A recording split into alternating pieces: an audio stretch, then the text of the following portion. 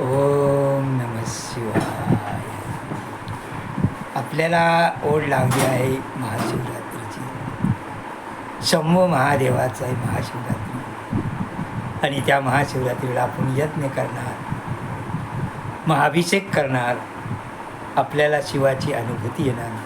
आणि एक दिव्यानंद, एक सदानंद, एक मुक्तानंद, एक चिदानंद, एक आत्मानंद आपल्या हृदयामध्ये, आपल्या बुद्धीमध्ये, मनामध्ये मिसळणार. आणि एक दिव्यत्वाची अनुभूती आपल्याला येणार. अशी ही ओढ जीवाची, शिवाची, आत्म्याची एकरूप होण्याची वेळ, गुरु शिष्यांची ओढ सर्व एकत्र येणार. आणि हा महाशिवरात्री उत्सव आनंदात साजरा होणार. त्या ठिकाणी एक आंबलावीत वातावरण निर्माण होतं. एकमेकाची स्पंदने एकमेकांमध्ये मिसळली जातात.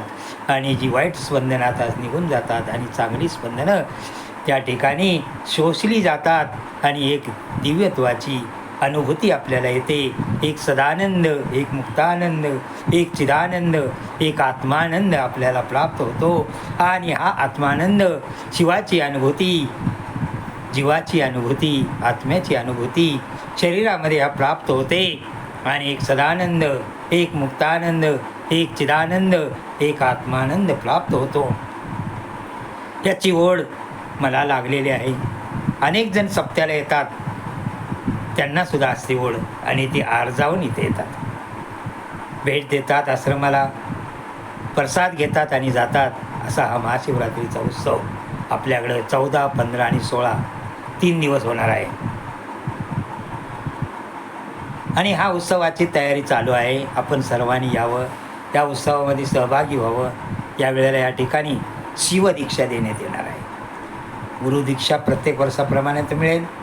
आतापर्यंत जे अनेक शिष्य अंमलगत झाले, त्यांना गुरुज्ञान मिळालं, गुह्यज्ञान मिळालं. आणि त्यांनी जीवाचं, शिवाचं, आत्म्याचं मिलन करून संसारामध्ये, योगामध्ये, आपल्या जीवनामध्ये एक दिव्य अनुभव, दिव्य अनुभूती प्राप्त केली, सहनशक्ती प्राप्त केली, दिव्यत्व प्राप्त केलं.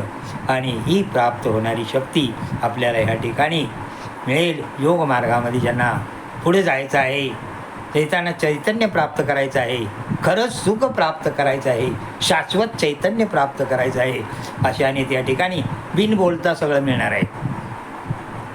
बघा, जे बोलून मिळतं ते गोष्ट वेगळी आहे. बघा, पाणी पिऊन ताण भागतेच, पण बिन पाणी पिता जर ताण भागत असेल, असेही अंमलावीत क्षेत्र असतं. शिव महाशिवरात्री उत्सव. आणि ह्या उत्सवामध्ये आपण सर्वांनी यावं, आनंद घ्यावा आणि सर्वांनी सुखी व्हावं असं मी सर्वांना आमंत्रित करीत आहे.